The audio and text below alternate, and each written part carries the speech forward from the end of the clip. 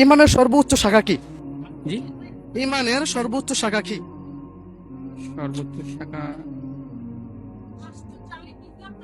নবী সালাত আদায়। ইমানের সর্বোচ্চ শাখা ইসলামী নবী। ইসলাম। আপনি অন্য ধর্মের ব্যক্তি, আপনি বলতে পারবেন? ইসলাম হইতে পারে। ভেবেচিন্তে বলতে পারবেন, 1 মিনিট টাইম আছে কিন্তু। একটু ইমানের সর্বোচ্চ শাখা কি? একটু ক্লু দিতে হবে আমাদেরকে।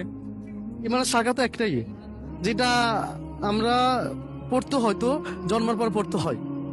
সালাত আদায় করা। সালাত আদায় করা। মাশাআল্লাহ, সঠিক উত্তর কি নিয়ে নিব? জি। ইসলাম, কালেমা। কালেমা না? আমরা দেখতে পাচ্ছি আপনাদের উত্তরটি সঠিক হয়েছে। কালেমা। তো সঠিক হয়েছে। আগে আগে কে বলছে?